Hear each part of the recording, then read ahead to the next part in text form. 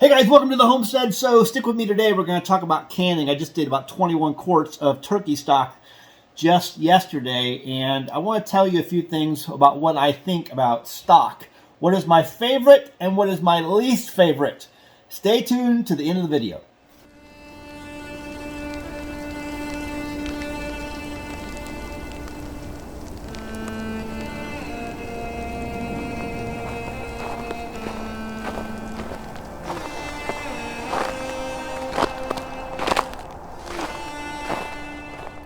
Okay, so what I want to talk about today is the whole sheep, wolves, and sheepdogs. If you're not familiar with this, I'm going to read a condensed version of it, and then we're going to go into why I think our society is producing just a lot more sheep and wolves these days than are needed.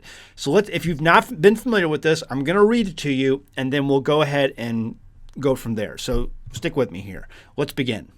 This was originally put out, I think, by a Lieutenant Colonel Dave Grossman, who in turn says that it was given to him by another colonel who served in the Vietnam War. It says, most of the people in our society are sheep. They are kind, gentle, productive creatures who can only hurt one another by accident. This is because most citizens are kind, decent people who are not capable of hurting each other except by accident or under extreme provocation. They are sheep. Then there are the wolves. The wolves feed on the sheep without mercy, and they are evil men in this world, and they are capable of evil deeds. The moment you forget or pretend that it is not so, you yourself become a sheep. There is no safety in denial. Then there are the sheepdogs. I'm a sheepdog. I live to protect the flock and confront the wolf. If you have no capacity for violence, then you are a healthy, productive citizen, a sheep. If you have a capacity for violence and no empathy for your fellow citizens, then you have defined an aggressive sociopath, a wolf. But what if you have a capacity for violence and a deep love for your fellow citizens? What do you have then? A sheepdog, a warrior, someone who's walking the hero's path, someone who can walk into the heart of darkness, into the universal human phobia, and walk out unscathed. The sheep generally do not like the sheepdog. He looks a lot like the wolf. He has fangs and he has the capacity for violence. The sheep would much rather have the sheepdog cash in his fangs, spray paint himself white, and go bah until the wolf shows up. Then the entire flock tries desperately to hide behind the one lonely sheepdog. Understand that there is nothing morally superior about being a sheepdog. It's just what you are. Also understand that a sheepdog is always keeping watch and sniffing around out on the perimeter and checking the breeze and barking at things that go bump in the night and yearning for a righteous battle. That is, the young sheepdogs yearn for a righteous battle. The old sheepdogs, they're a little bit wiser and older, but they move to the sound of the guns when needed right along with the young ones. If you want to be a sheep, then you can be a sheep, and that's okay, but you must understand the price you pay. When the wolf comes, and he will, you and your loved ones are going to die if there's not a sheepdog there to protect you. Okay, now right off the bat, let me just tell you, and some of you I know don't like me going down this road, on this channel, but I'm going to go there just a little bit. So stick with me just for a second here. This is a biblical concept, okay? This is found in the Bible. The Bible refers to people as sheep, okay? It often refers to people as wolves, some evil people as wolves. And there's even rebellious people that the Bible refers to as goats. And that's why I talk about goats the way I do on this channel. There's going to be a separation one day from the sheep and the goats. One set of group, the sheep often go astray, but are quick to respond to the master's voice. And then the goats, which are rebellious, obstinate, and are always looking to get into trouble. And you see those people throughout our society as well. Usually they have pink or blue hair. Usually. And then the Bible talks about the sheepdogs. And the sheepdogs in the Bible are called watchmen. I think over 30 times the Bible refers to watchmen or watchman. And those are the sheepdogs of the people. And they are there to stand guard and to understand evil when it approaches and to warn others. So understand, yes, this is a very biblical concept that goes back a long time. And this lieutenant colonel who's reciting it for us is just giving us a modern twist. And the reason I condensed it a little bit is because a lot of the stats and things that were originally given with this synopsis are kind of out of date today. So the condensed version that I read to you is kind of taking the words that he said and just shortening it a little bit. But also I want you to understand how this relates to homesteading. Okay, homesteads have and always will be sheepdog factories. They're sheepdog factories. Why? Because homesteading is hard. There's hard things that you need to do on a homestead. There are chores that have to be done, and there are animals and others who are relying on you getting up every single day and tending to those duties. And so that builds a sort of character in you that a lot of people just aren't familiar with today. On a homestead, you see life and death pretty early on. You see animals that are born and who die. You see the birds and the bees very quickly. If you've had chickens or other farm animals, things like that, you see the birds and the bees. You don't need to go to a library and have somebody in a dress, a man in a dress, read a story to you. Okay, you know this. You understand the concepts. You know everything you need to know. Okay, so homesteads are primarily sheepdog factories. Cities, however, are sheep and wolf factories. Back in the 1930s, when the Depression hit, so many people in the rural areas who lived on homesteads moved en masse to cities. Why? Because jobs were there, they were more easily available, and it just made life easier for a lot of people. Thus, it made them soft, and they became sheep. But wolves love where sheep concentrate, and that's why cities also produce a lot of wolves. And you see this. I mean, wolves, when a predator is attacking a flock of sheep or animals, some sort of animal herd, they're always looking for the ones on the outside who may be old or the very young. Those are always the ones most easily attacked. They're always looking for ones that may not be paying attention. And sheep often are not paying attention. And I have owned sheep for now going on, 12 years now.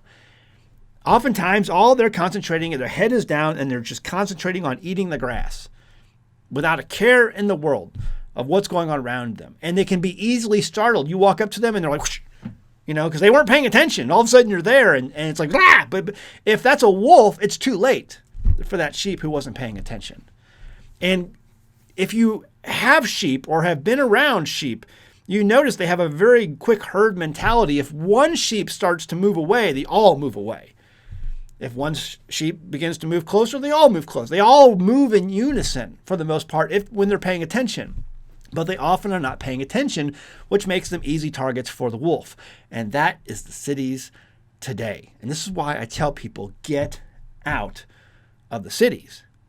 If you're going to survive this, if you're going to improve your chances of survival, you need to be in a place where you can get away from the wolf. Now, there are wolves out here too. But the difference is you have a whole lot more sheepdogs out here who will put the wolf in the ditch and not think twice about it. In fact, they'll go home and brag out to all their friends how they put the wolf in the ditch. I mean, we have coyotes out here. We have lots of predators. And every time someone kills one, everyone goes and brags about it, takes pictures of it, and says how, it's, I killed the mean bad bear who was killing, our cows or whatever. It's a story. It's a hero story. Because these are sheepdogs who don't want to deal, with the wolf. And if the wolf comes around, they'll happily take care of that problem, no problem, no issue. So you've got to get out of these cities. I am trying my best on this homestead to grow sheepdogs. I have two boys. They both started shooting when they were very young. I have often talked about on my channel how Nut and Fancy on YouTube, he has a two-part series called Children of the Gun. Two-part series called Children of the Gun by Nut and Fancy. Please look it up. That is how I raised my boys, according to that two-part series when it comes to firearms. I urge anybody who has young children to watch that and to adopt that as a method. I think it's fantastic. We homeschool here, obviously. We homeschool, and I think that's one of the biggest ways of making sure your kids do not end up like sheep, because if you send your sheepdog out to a bunch of other sheep and they're spending more time with the sheep than they are at home with the parent sheepdogs, what's going to happen? What's going to rub off on that child? Stop sending your kids to public schools. The public schools are filthy trash cans. I homeschool, and I emphasize more than any other subject on our homestead when I homeschool is history, because you can learn the most from it. You can learn the mistakes, you can learn the successes, you can learn throughout history what works and what doesn't. History is your most valuable teacher. It is the one subject that I think should be emphasized over anything else. Math, science, all great, wonderful. Reading, I get it. Literature, all that stuff is fantastic and fun. However, history is your most important topic. How do I do history? We're doing, I've used different curriculums throughout the years. I'm not going to go into curriculums now. One of the things I do is every Monday night, me and my boys have a movie night where we sit down, we watch a movie. Okay, we don't watch movies all the time here. Monday night is movie night. Okay, and so I try to bring historical movies to their attention, things that are going to show historical context. And I spend some time as their homeschool educator, their homeschool administrator, of researching different topics and different movies that are out there that I think are accurate or accurate enough, close enough, because Hollywood screws everything up. But I try to get things that are the most accurate and that are going to show them, certain principles. A couple of the recent movies we just watched I thought were pretty good. Was number one, The Darkest Hour, because I wanted them to understand what happened at Dunkirk. Okay, Dunkirk happened because of a bunch of pansies in the British government. Neville Chamberlain, complete and total pansy. Will always be remembered throughout history as a complete and total pansy. Churchill was an absolute sheepdog of a man. Okay, he was Lord of the Admiralty. He'd been in combat. He had a lifetime of service in the military, and he got to a point in his life where he was basically prime minister, and he was a sheepdog of a prime minister. He was not about to let these people in Germany push him around and attack his country. He was going to fight until the end, and he has so many wonderful quotes in that movie. And I thought my kids might not like that movie because I'm like, there's so much drama. It's a lot of talking. It's a lot of speeches. But they were completely riveted to that movie. It's called The Darkest Hour, the story of Winston Churchill. They were riveted. And I was so proud of them because they understood what was happening here. Finally, a man stood up and says, no, even if I have to fight to the death, I will fight. This wolf who was at the door of Great Britain. People don't understand just how devastating. We're so far removed from the Battle of Britain and what those people went through. The constant bombing and the V-2 rockets and just absolute insanity that was. We have you are so removed and detached with your safety space that has now been, there's now America, that you have no concept. Anyway, that was one. Another one was Kasari. We just watched that one. We will often watch sometimes movies with subtitles, English subtitles. There's some really good movies made out there that are not in English. And Kasari was one of those. It's kind of like a Indian musical. It's about these Sikhs and they're fighting this Muslim horde that's coming and trying to take over their forts. And it's a British colony. And so very good movie, but this is another story, a true story. I like these true stories about sheepdogs who were like, nope, you're not coming here.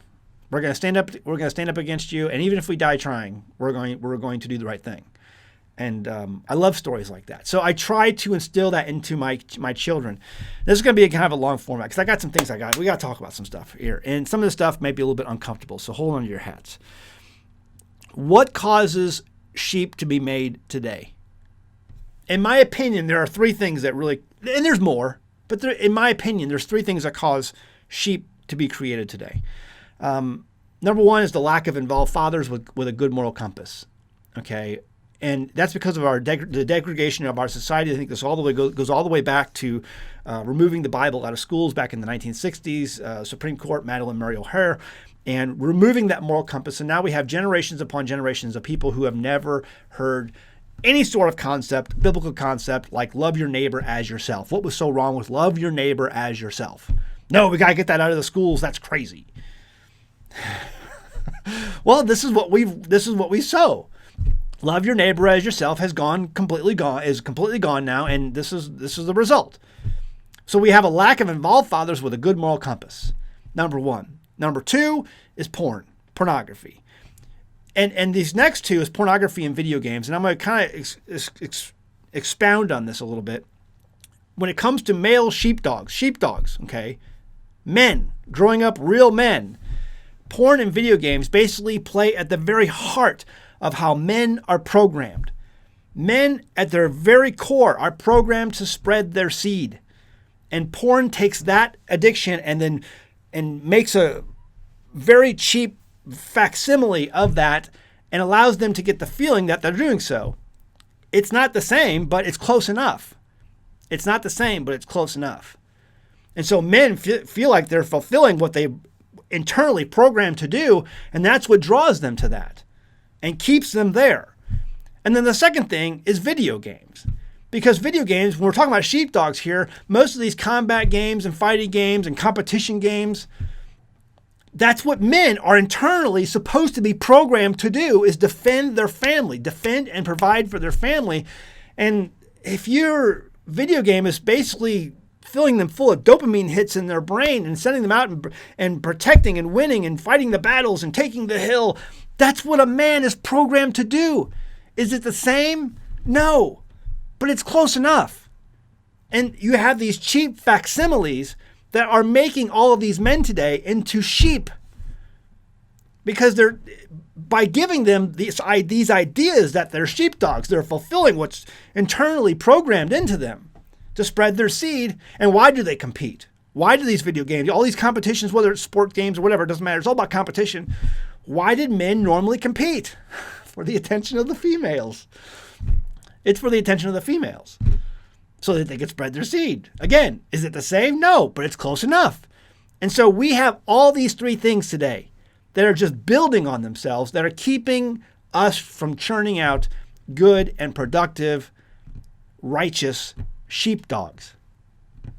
That's what we have today. That's what we have today. And we're going to pay the price for that. We're going to absolutely pay the price for that. Good times produce soft men.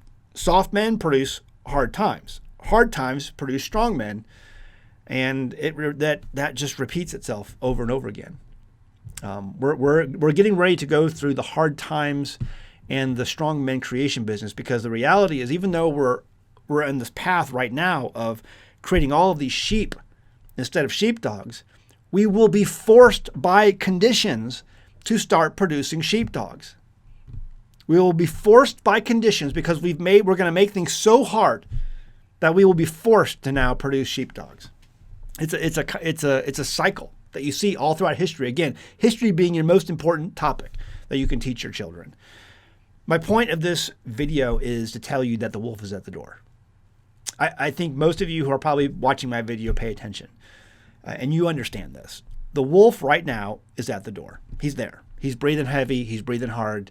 And are you going to have the intestinal fortitude enough to prepare and take up arms and defeat the wolf and bring us through these hard times?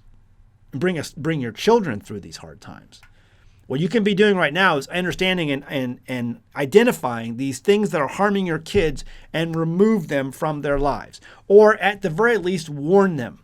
I'm trying my best. Like I allow my children to play video games one day a week, and it's just for a couple hours or a few hours, and I think 3 hours total basically, and that's it. That's all they're playing for the week. I don't allow them to play these games, and I warn them of why these things are addicted, and why today you have 40-year-old men in their 40s, and they'll spend 6 hours a day playing video games, not providing for their families, not doing the hard things, and they've made a wreck of themselves. I can't imagine a 40-year-old man playing video games 6 hours a day. You're a loser. You're an absolute loser, and you need to focus and readjust yourself and get back on track. All right, all that to say, so the wolf is at the door. It's time to prepare. One of the ways you can prepare is to get these PDF extract books. I'm trying to, if I could give these away for free, I would, but I'm trying to at least put some value on them. And these are the herbal extract books you can get by joining my Patreon for as little as $1 a month. Okay, and then you download the PDFs and share them with your friends. By all means, share them with your friends. I appreciate if you can get your friends to also become patrons. That'd be great, because you're supporting the channel, and I can get this out farther and further. But if you join at higher levels, I really appreciate that too. Thank you. But these extract books tell you why you're making the tinctures. Lots of channels out there will show you how to make the tinctures. But why? What are you using them for? Okay, if you bought these on Amazon, you're going to pay $800 for one and $900 for the other. And the reason is because of the information contained within. It's very valuable. Okay, these were written over 100 years ago. They're out of copyright, out of print, and I want to give them to you for as little as $1 a month. Join my Patreon, patreon.com/AnAmericanHomestead. Link is in the description below. All of you guys who join. Also, at higher levels, we do giveaways. Now, I can't say giveaways because that's against the terms of service of Patreon because of a bunch of stupid lawyers. However, I do awards, and I awarded a solar generator to Tori. Congratulations, Tori, and her family. From Licking, Missouri. You guys are getting a solar generator. You're being awarded a solar generator. Congratulations. And we're going to have some more awards coming up soon. I think we're going to do some... just stay tuned. I got some good stuff. Join my Patreon. I'll be talking about it over there. All right, guys. Hey, I'm going to go back to the kitchen now, and I'm going to show you what we're doing, what my favorite stock or broth is that I make, and what my least favorite is, what I think is the most flavorful and what I think is the least flavorful. So let's go back over to the kitchen. Okay, so here's my 21 quarts of stock that I made the other day, and it took me about all day because I had my canner that I use in the kitchen here only holds 7 quarts at a time. The one I use outside on the outdoor kitchen, that will hold, I can't remember how much that holds, but it holds a lot more than this one does. So it took me all day, did 3 batches, 7 quarts each for each batch. And this is turkey stock, and turkey stock is my favorite stock. It's my favorite broth, bone broth to make, and I think it's the most flavorful. So when I make soups and things like that, turkey is always my #1 go-to. I also like beef, but what is my least favorite? Leave a comment below if you've ever experienced this, but my least favorite is venison, deer, making deer stock. I think that was absolutely disgusting, absolutely horrible. We made it one time and we didn't like it, and we never made it again. So if you have had that experience, if you've ever made venison, I don't like it. I think it's gross, disgusting, and I even have questions because of chronic wasting disease and the prions that are found sometimes in the bone. If that could affect us, I don't know if that's true or not, but leave your thoughts in the comments below. Someone may be very interested in reading what you think. One thing I will also add that you don't usually see when people make broth is when they make the broth, they basically take off the fat layer. They basically freeze it down, put it in the fridge, and then take all the fat off before they can the broth. I don't do that. We have never, ever done that. This is amazing nutrition. It's amazing calories, energy. Why take the fat out? This is good fat that's going to flavor whatever you're going to make with it. I never remove the fat. You don't have to remove the fat. Your jars will seal just fine without removing the fat, and I highly recommend just leaving it there. But I see a lot of videos from a lot of homesteaders who remove this. I think it's unnecessary to do it, and I think you're just throwing away a lot of flavor. But what do you think? Leave a comment below. I'm interested to hear what your favorite stock is, what your favorite broth is, and what is your least favorite. All right, guys. See you next time in the homestead. Bye. Have you ever gone to a health food store and seen all those small bottles of probiotics in your cooler section? Man, can they be pricey. Are you really getting all you need to improve your gut health from those expensive bottles? How viable are they? Most of those products claim to give you between 8 and 15 strains of gut-healthy healing bacteria. Think of each strain of bacteria as a different factory in your gut. Each factory is responsible for breaking down that food in its own way. The more factories you have, the more the food is broken down and the easier the food is absorbed and digested by the body. A 2018 study published by the National Library of Medicine shows that one fermented head of cabbage can produce up to 114 strains of beneficial bacteria. That's a lot more food factories than you're getting from that expensive pill bottle. And that's just cabbage. Imagine the probiotics when you add garlic, onions, pepper, and more to that ferment. PerfectPickler.com and its home fermentation kits provide you with everything you need to get started making your own gut-healthy food factories from the comfort of your own kitchen. PerfectPickler.com even provides a jam-packed recipe book with many of our kits. Visit PerfectPickler.com and start fermenting your own veggies to begin your journey to better gut health. That's PerfectPickler.com.